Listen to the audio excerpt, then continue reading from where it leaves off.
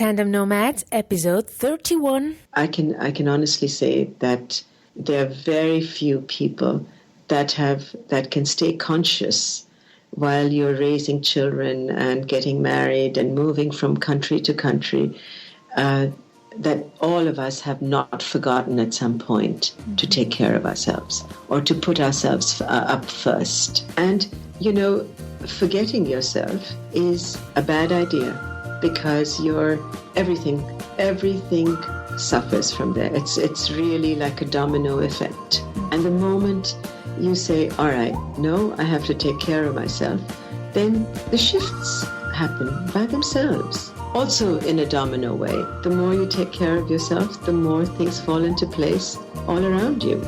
Welcome to Tandem Nomads, where inspiring expat partners from around the world share with you how they turn the challenges of relocation into great opportunities. So are you following your partner abroad for his or her career? Then Tandem Nomads is the place for you. Go to tandemnomads.com and sign up for the newsletter. Hello, Nomad Nation. This is Amel Draghi, and I'm very, very happy to introduce you to our guest today, Rashmi Aggarwala Zimburg. Rashmi, are you ready for the ride? Absolutely. Let's go. Let's go. So Rashmi grew up in India and studied in the US. Today she lives in Japan with her husband and 2 daughters. Previously, they also lived in Algeria, Indonesia, and Austria.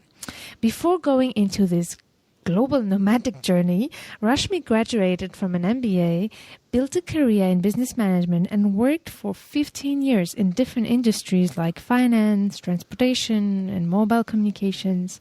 And in addition to that, she completed cross-cultural and management training programs for senior executives. She also extensively studied one of her passions, food and Ayurveda. She was even teaching Indian cooking classes at the New York School Culinary Institute in New York.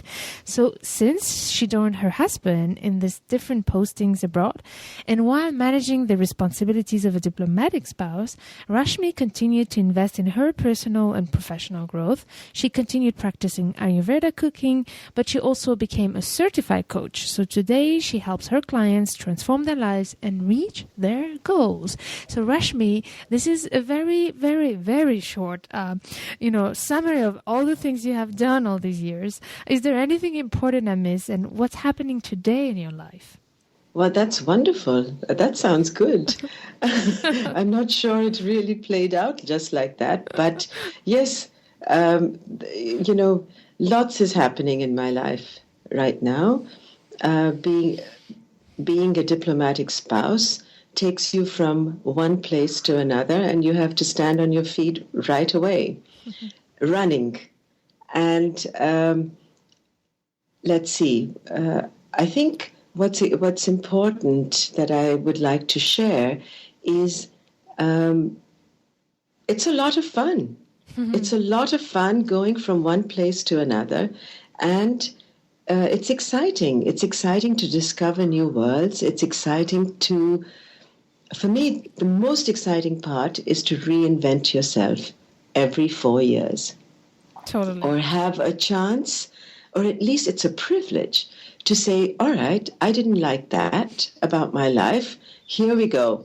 I have a chance to fix that and change it and describe myself differently. And I think that is amazing.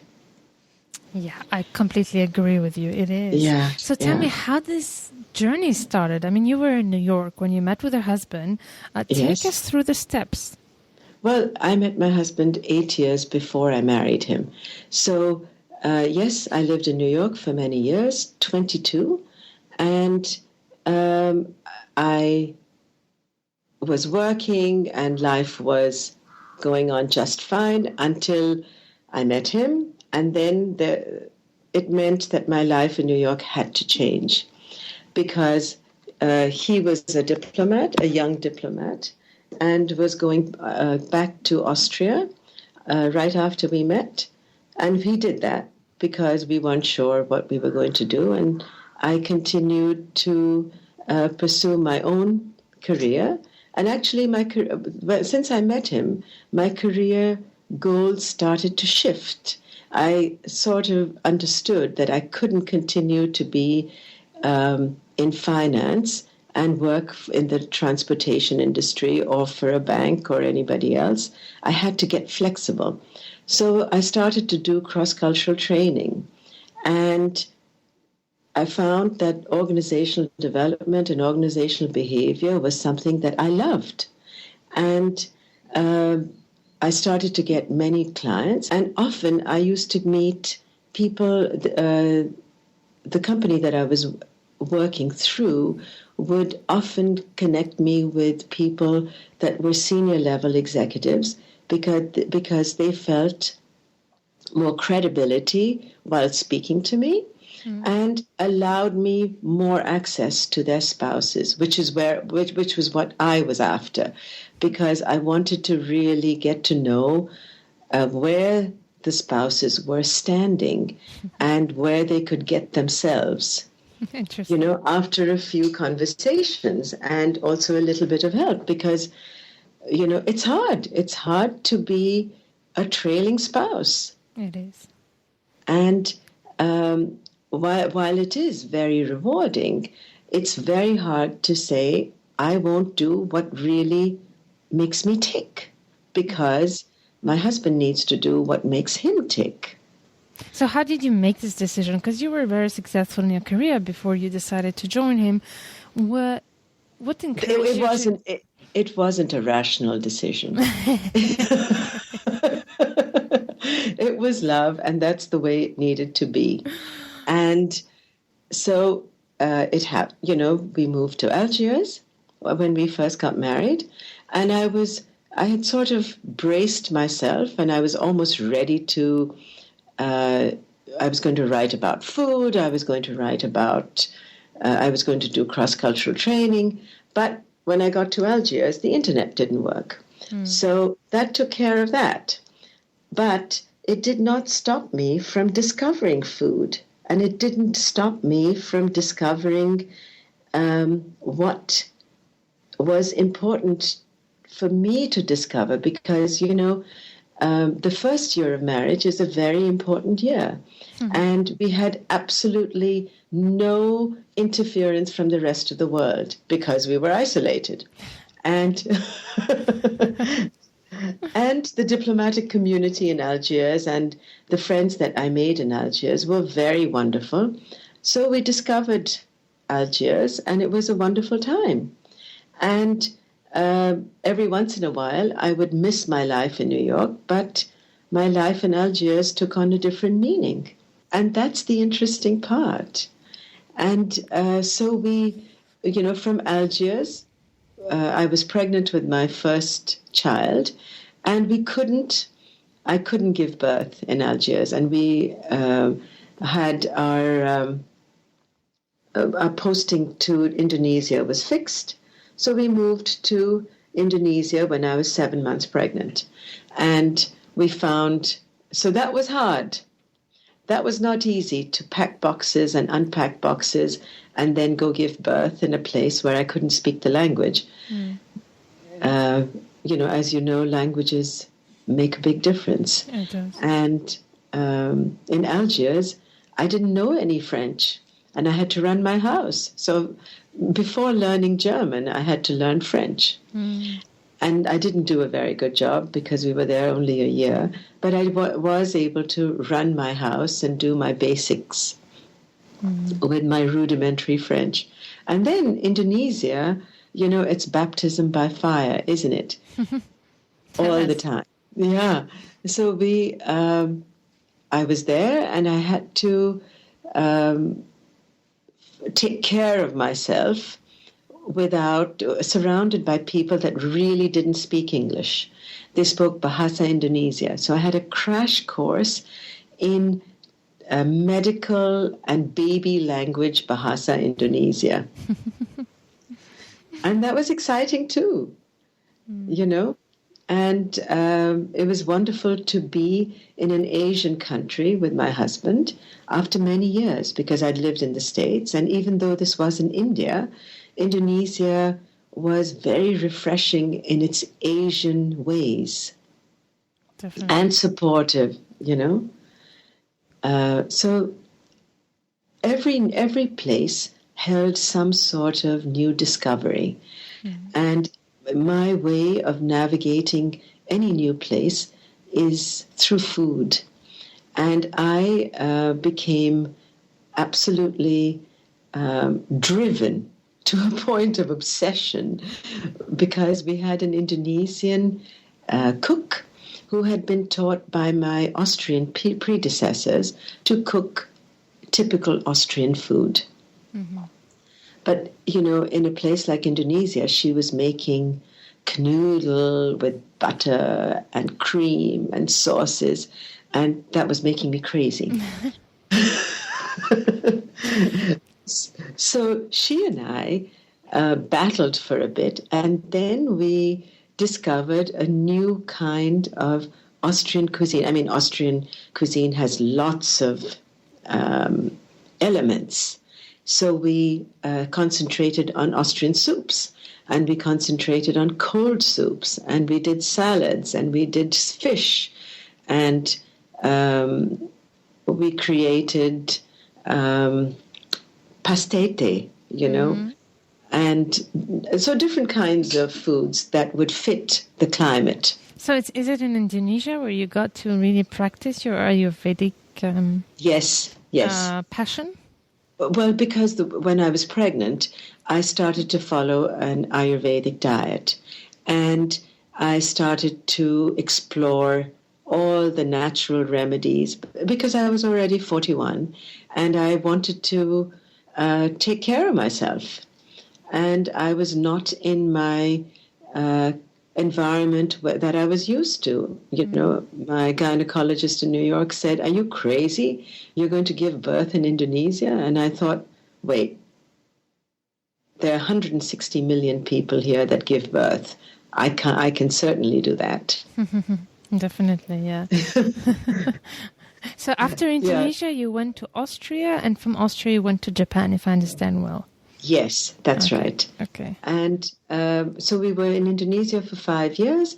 Both my children were born there, and I spent time learning Ayurveda, raising my children that way, and myself, and really exploring spices and the world of spices. And then we moved to Vienna.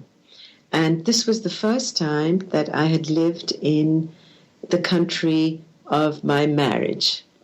And this was a home posting. So when you are at a home posting, it's no longer a connection with the diplomatic community. And I had to discover my own and develop my own resources while my husband was at work. And that's very often the case with all of us, because husbands go to work, and that's what they have to do, and we have to discover our own environment and set up the household and the children and everything. So I didn't know German, so I was really struggling in the beginning, and then I studied German, and the children started to grow.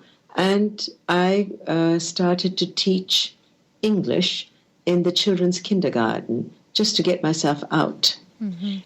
And I was still navigating my life in Austria through food, talking to people about food.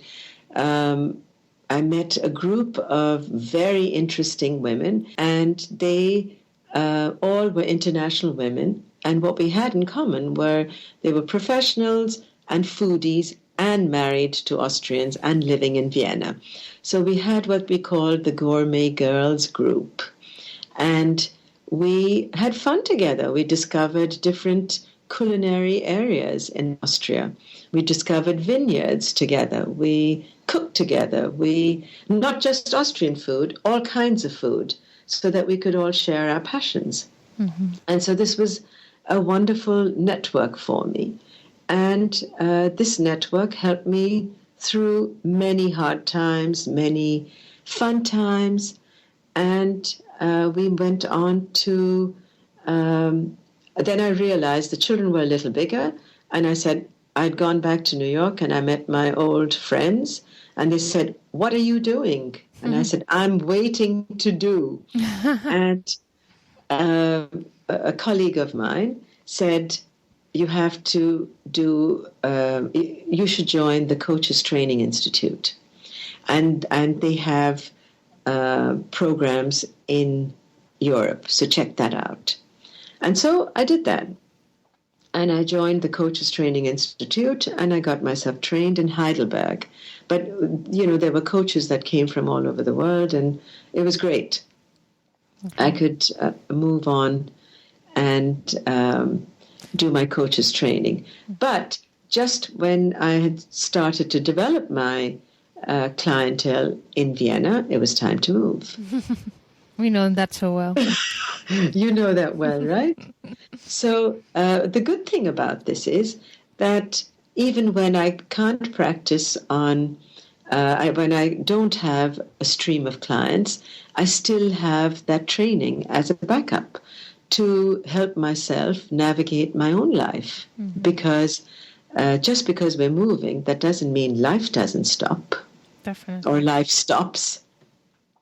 Mm-hmm. We have to juggle everything together, right? Yeah, definitely. Wonderful. You had an amazing journey, and you've done so many things, and you have so many passions, and you learned so many things between cooking, between cross-cultural management and coaching, plus your background in business and your family background, and the fact that it is a job itself to be a diplomatic spouse. So if you meet with somebody and they ask you, what do you do? What's your answer today in 10 seconds? I'm a trailing spouse. I'm the first thing is I'm a full-time mother and trailing spouse, mm-hmm. but I'm a foodie at heart and a coach. Interesting. And do people understand when you explain what it's when you say you're a training spouse? Is it a common term around you? Well, in the international community, it is, because many colleagues are. Although more and more are pursuing their own careers mm-hmm. at the same time.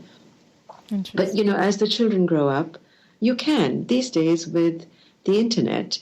One is able to have access to so much. Mm-hmm. Look, I'm talking to you, and you're sitting in New York, and I'm sitting in Tokyo as the sun rises. Isn't that amazing? Yeah, oh, it's amazing. I can't believe Skype is amazing.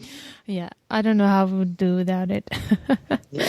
So now, basically, you're a coach, and you still practice Ayurveda for yourself, or do you also teach Ayurveda?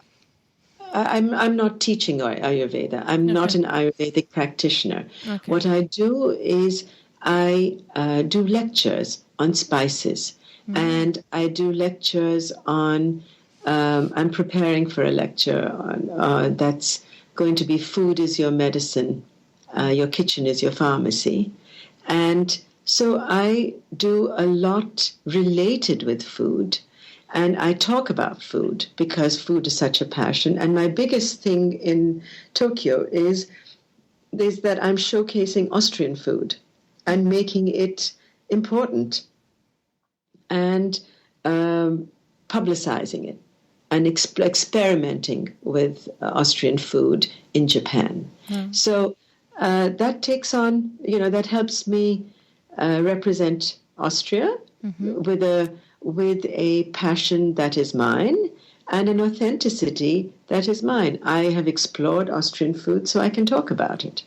And I can deal with it. So what are your revenue streams today? Because we talk a lot in the show about, all the ways we can create revenue. Money is not the most important, but sometimes it does help to build our, safety net and financial independence. So do you have any revenue streams? Some. I can't say that I have a regular rich revenue stream, but my revenue stream comes from my coaching and from my lectures that I provide at the Hattori cooking school. Very good. So how do you find your clients? Through word of mouth. Because I saw you don't have a website. So I don't have a website. I don't have a website. I haven't done that yet. But because I'm still trying to figure out what would be my best, what would work best for my clients and myself. How could I serve them and myself best? What is the kind of coaching that would be the best for me? And so while I'm still preparing that, and what's coming out is nutritional and food coaching is what seems to be my story. Absolutely. You're just, combining your talents and offering them to people who need it. Yeah, exactly. Amazing, yeah. So you've been... And discovering it while I'm going along. Yeah. I guess this is the amazing thing about, our journeys and nomadic journeys and the global travels. It's that we grow with our experiences. Absolutely. Every place we go forces us to grow, whether we want it or not. I think we have to take also that opportunity. I guess if you don't invest ourselves in learning and exploring like you did, you explored cross-culture management the first time you went with your husband, and then you explored coaching, you explored Ayurveda. You really took from your time to grow personally, which helped you grow professionally de facto. Exactly. Yeah. Exactly. And I think this is one of the things I like about your profile is how many examples we can give through your story of all the things we can do to grow and learn and make sure that we build something along the journey for ourselves. And that's it, isn't it? That if we do something for ourselves, then we can do more for others, right? Exactly, Mom. And we forget that. Yeah. Can you talk about that? You said, we forget that. What do you mean by that? We forget that we have to take care of ourselves first. Yeah. And I can honestly say that there are very few people that can stay conscious while you're raising children and getting married and moving from country to country, that all of us have not forgotten at some point to take care of ourselves or to put ourselves up first. Definitely. And I think the danger is to lose and forget who we are in this journey. We can easily forget who we are. And I think this is why I created Tandem Nomads, is because I realized that it's so easy to lose our identities because we have to mutate all the time and adapt to the countries we are and adapt to the situation of our partners and to the kids, for those who have kids. And suddenly we forget ourselves, like you said. Yeah. And, forgetting yourself is a bad idea because everything suffers from there. It's really like a domino effect. Definitely. And the moment you say, all right, no, I have to take care of myself, then the shifts happen by themselves, also in a domino way. The more you take care of yourself, the more things fall into place all around you. Definitely. The virtual circle.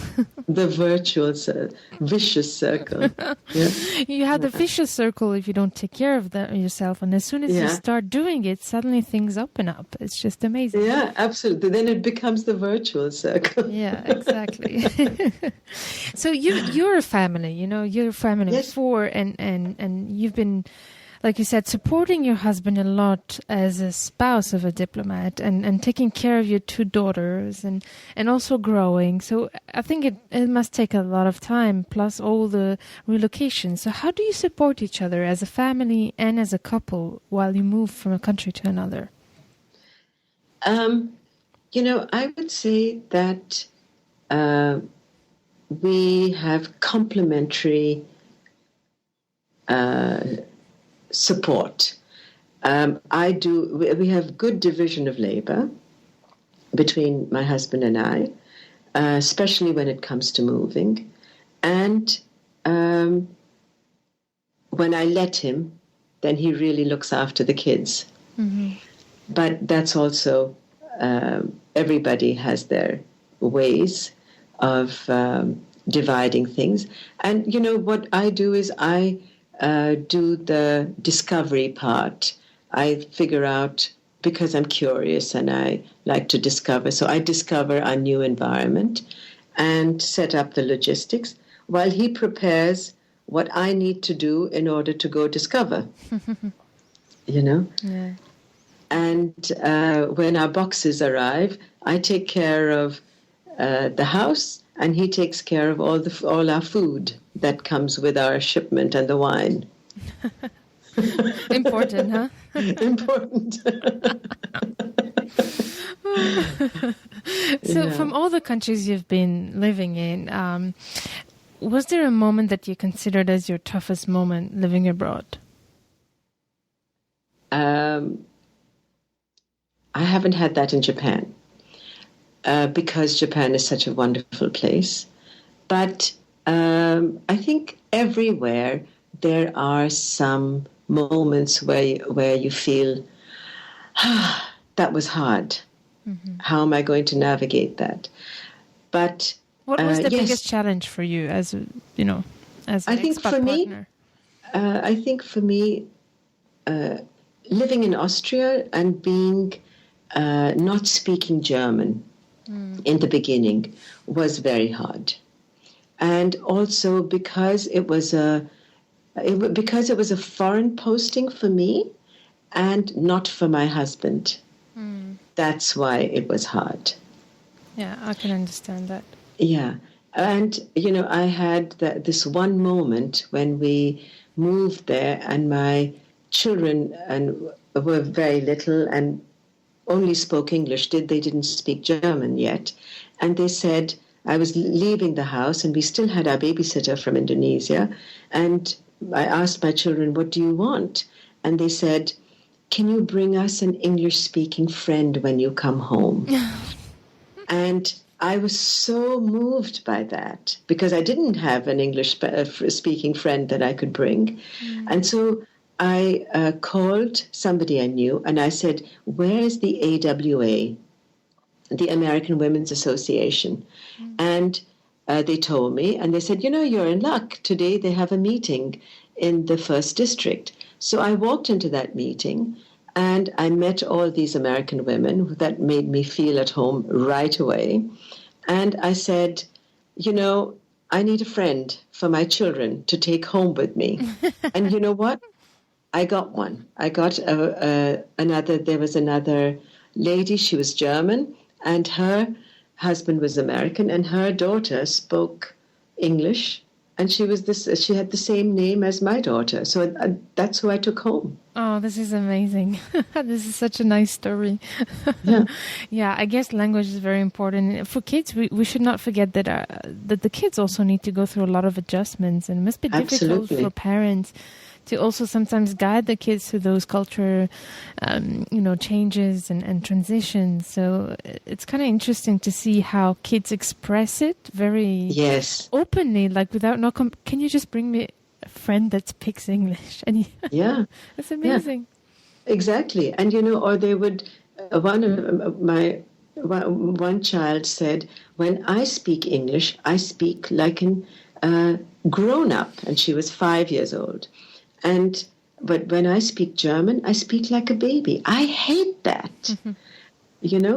So language is a very important thing. Yeah, very important, I guess. Yes. So you what have you learned from all of these experiences abroad? What is the one thing that you learned from it?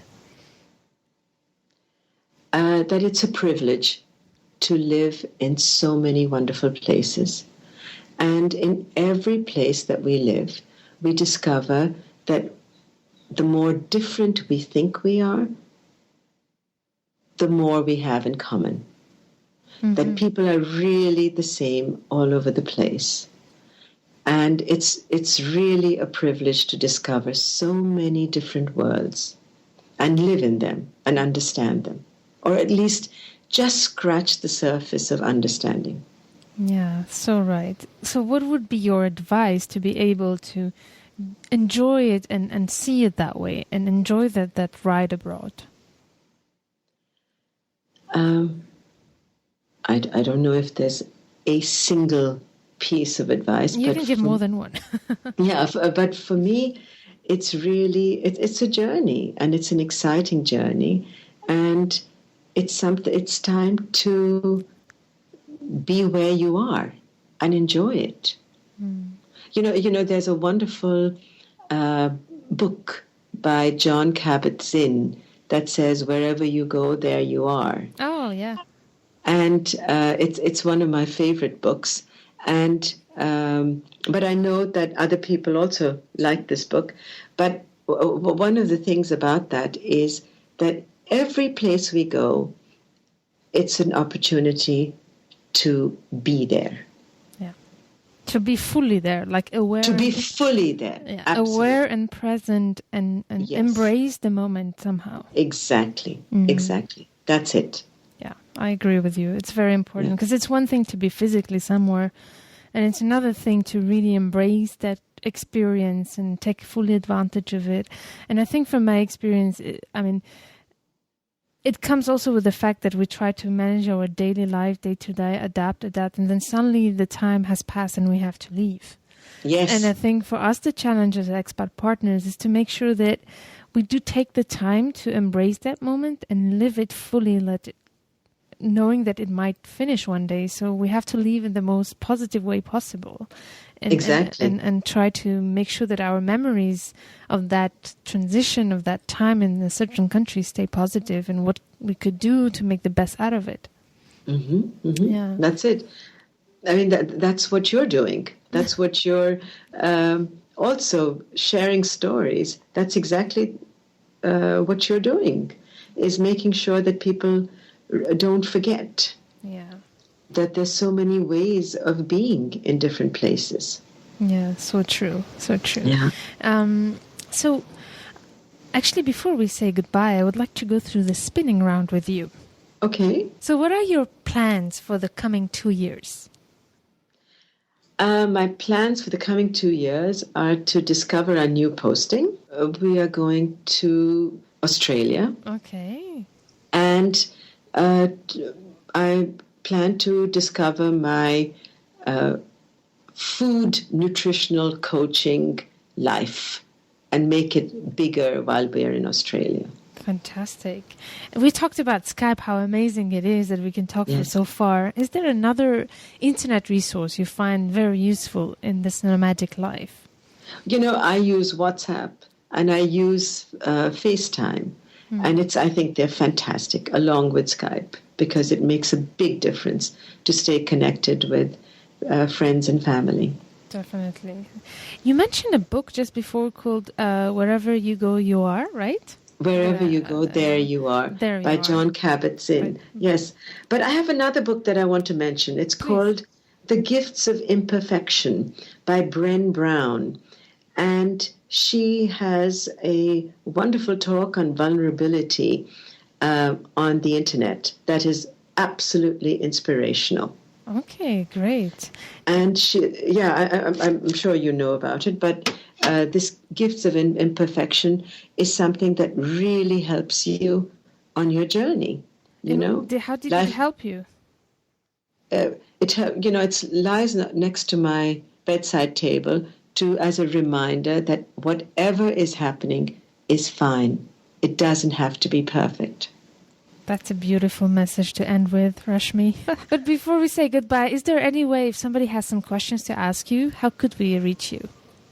Via my email. It's shayrush@gmail.com. Okay, Nomad Nation, I will put Rashmi's information and book recommendations on the show notes page of this episode. And Rashmi, it's been wonderful talking to you. I really, really enjoyed it. You have such a great energy, and I can't wait to follow the rest of your journey. Thank you very much, Amel. It was wonderful to talk to you. What a great opportunity. Thank you. You're very welcome. If you enjoyed this episode and find it useful to you, don't hesitate to share it, leave your comment and review. To comment, go to tandemnomads.com, go to the page of this episode and leave your comment at the end of this page. And please do not hesitate to leave a review for me. That would be very, very appreciated. You just need to go to the page of this episode. Underneath the play bar, there is a yellow button that says leave a review. Thank you.